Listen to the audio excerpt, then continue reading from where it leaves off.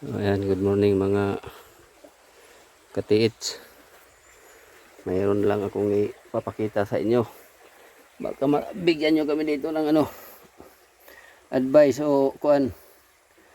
Paano ito hanapin. Yung matagal-tagal na rin kasi yung trabaho namin dito. Ayan, pakita ko sa inyo mga guys yung nakukuha namin sa paghuhukay. Ayan o.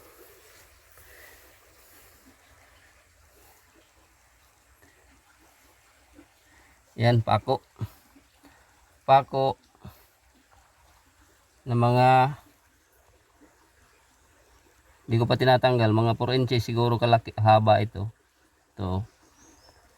Yan mga 1 meters o 2 feet to 3 feet yung lalim dito. Pero dito lang ito nakita namin sa kuan, ino-open cut. No-open cut namin kasi ito. Kasi mayroon malaking bato. Mayroon malaking bato na nakaharang dito sa hinuhukayan namin. Ayan o. May tubig na siya. Napakalaking bato na yan. Oh. Diyan sa ilalim ng bato yung detection ng aming Japanese one. Dali may ilalim lang ito na 7 feet. Mas mataas lang sa amin. Yan, na malaking bato na yan. Diyan sa ilalim yung detection. Totally mga katiits, nalilibot na namin ito sa paghuhukay kasi pabago-bago kasi yung detection ng Japanese one. Kaya sinishare ko ito sa inyo para malaman nyo yung namin, kung ano yung experience namin sa paghuhukay dito, para rin ma-adapt ninyo sa inyong sa inyong hinuhukay. Baka ganito rin kasi yung sitwasyon sa hinuhukay ninyo. Tapos mabigyan nyo rin kami ng advice kung pwede.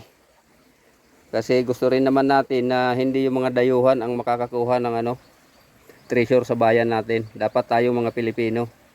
Pakita ko sa inyo yung mga pinaghukayan namin. Totally tabi na ito ng ilog. Ito yung sapa. Ayan yung sapa. Ito ang una namin pinaghukayan. Almost 7 feet na ito kalalim. Dito, malapit lang ito dito sa hinukayan namin.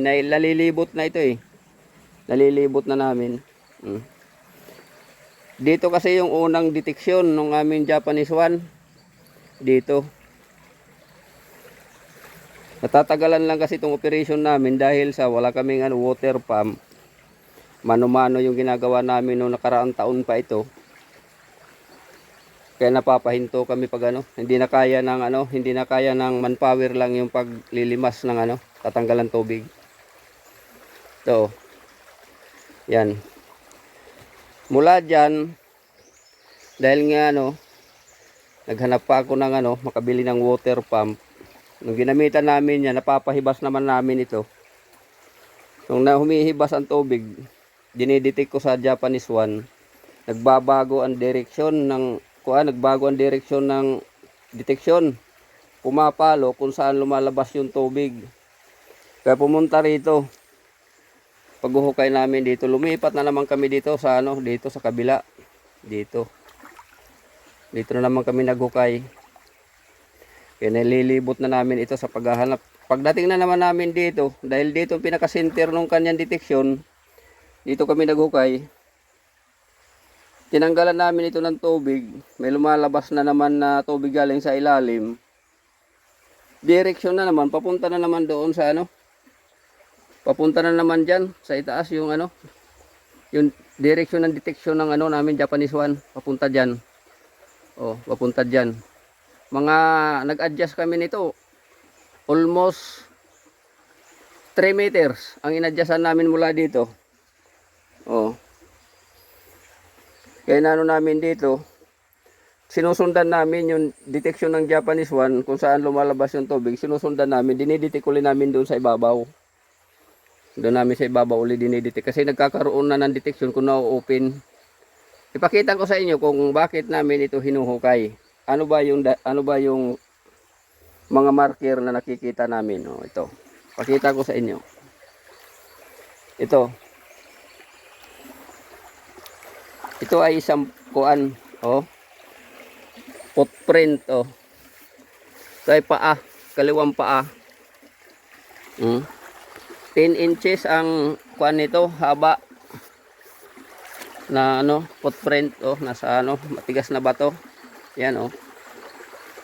Mas malaki ng kunti sa paa ko. Pero sukat na sukat yung ano lapad niya na mayroon na maliit dito sa ibaba ato. Doon naman yung aming hinukay oh. Pupunta lang diyan oh. Sinishare lang namin ito kasi baka ganito yung sitwasyon sa inyo.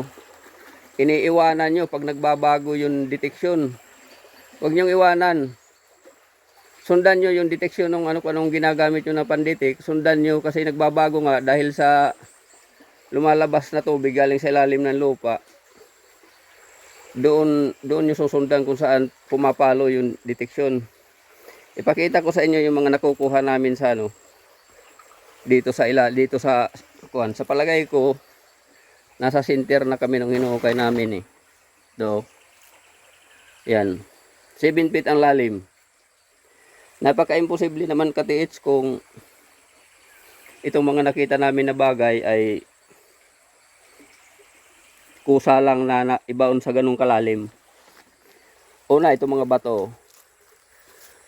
Yan, doon ito sa 7 feet kalalim oh. Ito, mga bawas na bato. Mga biak, napakarami nito mga katiits. Puro na ito dyan. Oh. Yan oh. Klarado naman yan oh. Nabiak talaga oh. Yan. Ito. Mga biak. Kung mga biak na bato, backfield ang tawag natin. Ito yung pinaka-relevant namin nakita. Pakita ko sa inyo. Nakahalo na ito doon sa putik kasi malagkit na yung putik sa ilalim dahil sa ano ng tubig. Ito oh. Tingnan nyo ito oh. Nakita namin 5 piraso. 5 piraso na nakuha namin doon sa lalim na 7 feet. Ito oh. Ito ay basag na banga. Oh. Oh. Ito ay basag na banga. Sa lalim ito na 7 feet. O nakahalo ito sa ano? Sa putik. Kasi kung hindi kayo mapagbantay talaga, hindi kayo mapag-obserbar sa hinuhukay ninyo, hindi nyo niya nga ito makita na. Kasi napakalagkit ng putik na humahalo ito. Yan. Yan mga katiits. Paki-comment lang kung ano sa palagay ba ninyo. Ano? Wala na sa center na ba kami nung aming hinuhukay o wala pa. Isinishare lang namin ito baka kahalintulad kasi yung hinuhukay ninyo na ano sa tabing ilog. Tapos bigla nagbabago yung detection. Sasabihin nyo wala na. Iiwanan nyo na lang. Sayang. Sayang yung paghihirap nyo. Huwag yung susuko hanggat hindi nyo nakukuha kung saan talaga yung pinakasintering ng na mayroon detection.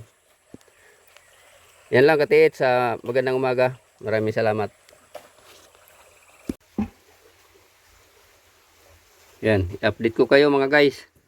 Oh, after 2 hours. Pakita ko sa inyo yung kuan. Inupingkat namin oh. Inupingkat namin ito oh. Namin hukay oh. Ito na yung resulta ng malaking bato. Yan oh. Yung napakalaking bato na yan oh. Mayroon siyang letter C. Ayan. Kita nyo yan oh. Letter C na naka-ukit sa bato. Yan, papunta doon. Ganun kalaki ang bato na yan. Oh. Yan kalaki. Oh, mahigi mga 1 meter and a half. Yung laki niya. Yung baga pinakalapad niya mga 1 meter. Talagang napakalaki. Yan. Yan natin. Ipakita ko sa inyo yung gamitan natin ng yung detection kung saan ba kapti. Okay mo. Kon nga di akon. Itutok lang nga di. Para makita. Baliktad dito.